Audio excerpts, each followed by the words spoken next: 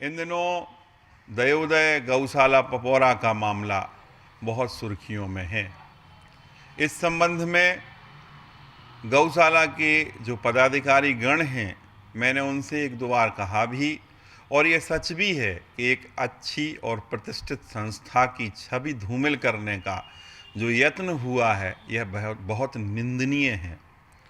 संस्थाएं खड़ी करने में जिन लोगों ने अपना खून पसीना एक किया है और गौ संरक्षण और गौ संवर्धन के क्षेत्र में पपौरा जी गौशाला को दो दो बार पुरस्कृत किया जा चुका है। परम पूज्य विश्व वंदनीय आचार्य गुरुदेव विद्यासागर जी मुनि महाराज, जिनके श्री चरणों में कुंडलपुर में बैठ करके प्रदेश के मुख्यमंत्री शिवराज सिंह जी चौहान ने यह संकल्प दोहराया। गुरुदेव ने कहा कि भारत को अगर हमें वापस सुदृढ़ महान राष्ट्र बनाना है तो राष्ट्रभाषा पर ध्यान देना है, हथकरघे पर ध्यान देना है और गौ माता के संरक्षण की दिशा में विशेष प्रयत्न करना है। शिवराज सिंह चौहान जी आचार्य गुरुदेव विद्यासागर जी मुनि महाराज के परम भक्त हैं और उनके बेहद आज्ञाकारी शिष्यों में माने जाते हैं। उन्होंने उन्हें आश्वस्त किया कि गुरुदेव, आपकी आज्ञा के अनुसार, आपके मार्गदर्शन के अनुसार मध्य प्रदेश की सरकार इस दिशा में काम करेगी। एक ओर तो मध्य प्रदेश के मुख्यमंत्री आचार्य विद्यासागर जी मुनि महाराज के श्री चरणों में संकल्प व्यक्त करते हैं, वहीं दूसरी ओर ऐसे लोग, उन्हीं के नाम पर, उन्हीं की सरकार के लोग, उन्हीं की सरकार का प्रशासन दयोदय गौशाला के खिलाफ एक नियोजित तरीके से कार्रवाई करने के, उसकी छवि धूमिल करने के यत्न करता है। हालांकि हमारे ज़िले के विवेकवान कलेक्टर सुभाष कुमार जी द्विवेदी ने एसडीएम साहब से जांच कराई और उसमें दूध का दूध, पानी का पानी हुआ और सारे तथ्य सामने आए। उसके बावजूद भी निरंतर कतिपय तत्वों द्वारा गौशाला के खिलाफ कुछ न कुछ किया जा रहा है। मैं गौशाला के समर्थन में बात नहीं करता, मैं ये कहता हूँ कमियाँ हैं तो उन्हें दूर होना चाहिए और प्रबंधन को सामने आकर के उन चीज़ों को स्पष्ट करना चाहिए, लेकिन नियोजित तरीके से एक संचालित, एक अच्छी तरह से चल रही संस्था को ख़त्म करने का प्रयास अच्छा कतई नहीं कहा जाएगा। वो कह रहे हैं कि साहब गौशाला में स्ट्रक्चर खड़ा हुआ है, तो गौशाला की वो निजी ज़मीन है, जैन समाज के लोगों द्वारा खुद के पैसे से क्रय की गई ज़मीन है और स्वयं की क्रय की गई ज़मीन पर गौशाला के लोग कुछ भी बनाएं। शासन को तो इस बात से मतलब है कि वहाँ जो गौएँ हैं उनको पर्याप्त भूसा, दाना, चारा है, उनकी केयर की जाती कि नहीं की जाती। शासन को तो केवल यही देखना है ना।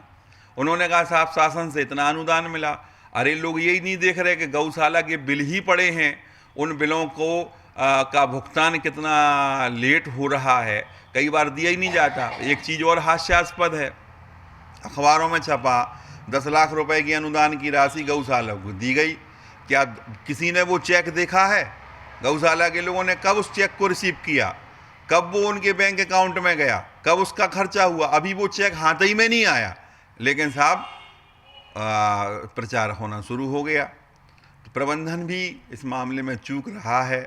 गौशाला प्रबंधन को चाहिए कि बड़े बड़े फ्लैक्सों पर वह वहाँ पर सारी जानकारी स्पष्ट कर दें, कितनी गौशाला की अपनी निजी भूमि है, कितनी शासन द्वारा चारागाह बनाने के लिए भूमि प्रदत्त की गई है, शासन की भूमि पर क्या क्या कार्य चल रहे हैं और उनकी गौशाला प्रबंधन की निजी भूमि पर कितने कार्य चल रहे हैं। अनेक बार ये होता है आवारा पशुओं ने गौशाला में ले जाके ठूंस दो। गौशाला के प्रबंधन को सख्ती के साथ ये तय करना होगा, वहाँ एक बोर्ड लगाना होगा, उस पर डिस्प्ले करें, उस बात को प्रदर्शित करें कि इतने नग गाय की क्षमता है रखने की यहाँ पर, और उनके संरक्षण की, उन गायों के पालन पोषण की, उनके भोजन और आहार की व्यवस्था वहाँ पर इतनी है, इतना पशु आहार वहाँ उपलब्ध है। एक व्यवस्थित तरीके से जानकारी वे वहाँ लगाएं और उससे ज़्यादा गौवंश स्वीकार ही ना करें, चाहे प्रशासन दबाव बनाए, चाहे कोई भी दबाव बनाए। आए दिन ये होता है कि उन्हें साहब गौएँ पकड़ेंगी, पपौरा गौशाला में ले जाके ठूंस दो, और उसके बाद फिर लोग क्लेम करते हैं।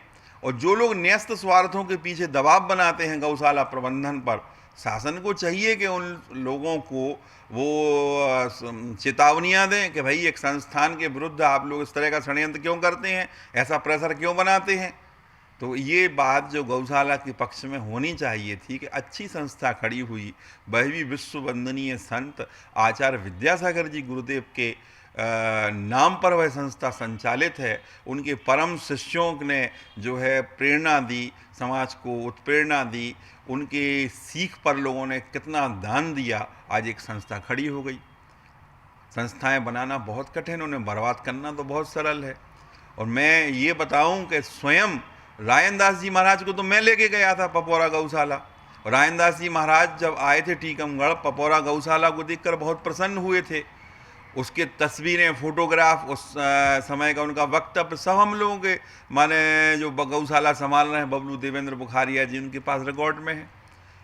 और मैं एक बात पुनः स्पष्ट कर दूं, मुझसे कहा गया क्या मैं गौशाला का सदस्य हूं, मतदाता हूं, वहां का पदाधिकारी हूं, तो मैं इस बात को दोहराना चाहता हूं, मैं किसी भी सामाजिक संस्था का सदस्य बनने का ना कभी इच्छुक था, ना हूं और ना मुझे बनना है।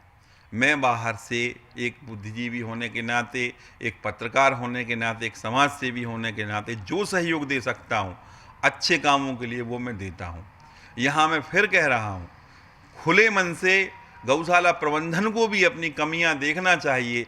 यदि कोई उन कमियों की तरफ इशारा कर रहा है, अगर वो दुष्प्रचार नहीं है तो वो उन कमियों को दूर करें और मानहानि के नोटिस देना चाहिए। यदि कोई आपकी संस्था को नियोजित तरीके से बदनाम करना चाहता है तो आप ऐसे लोगों के विरुद्ध कठोर कार्रवाई कराएं, ऐसे लोगों के विरुद्ध अदालत में मानहानि का मुकदमा दर्ज कराएं। यदि आप ऐसा नहीं करेंगे तो इस तरह की प्रक्रियाएं भविष्य में भी संचालित होती रहेंगी। इसके पहले भी मैं देख रहा हूं कि जिला प्रशासन ने किन किन वजहों से एक संस्थान, एक क्षेत्र के पदाधिकारियों के विरोध में तरह तरह के मामले कायम हुए। वो लोग हाई कोर्ट से जमानतें कराते फिरे, बाद में सारी चीज़ें क्या हुई, माननीय न्यायालय में मुकदमे चल रहे हैं, लोग प्रक्रिया, न्यायालयीन प्रक्रिया का सामना कर रहे हैं और न्यायालय जो निर्णय देगा वो सब लोगों के सिरोधार होगा, क्योंकि न्यायालय सर्वोपरि है। भैया, जिन लोगों को गौशाला से ऐतराज़ है, उनके पास यदि प्रमाण हैं, उन्हें लगता है ठीक है, तो वे न्यायालय क्यों नहीं जाते। इस तरह का जो दुष्प्रचार करते हैं उसके लिए तो मैं पुनः अपील करूंगा गौशाला प्रबंधन से कि आपको मानहानि के नोटिस जारी करवाना चाहिए और कानूनी कार्रवाई करना चाहिए, नहीं तो भविष्य में आपके विरुद्ध इस तरह की चीज़ें आगे भी लोग करने का साहस करेंगे।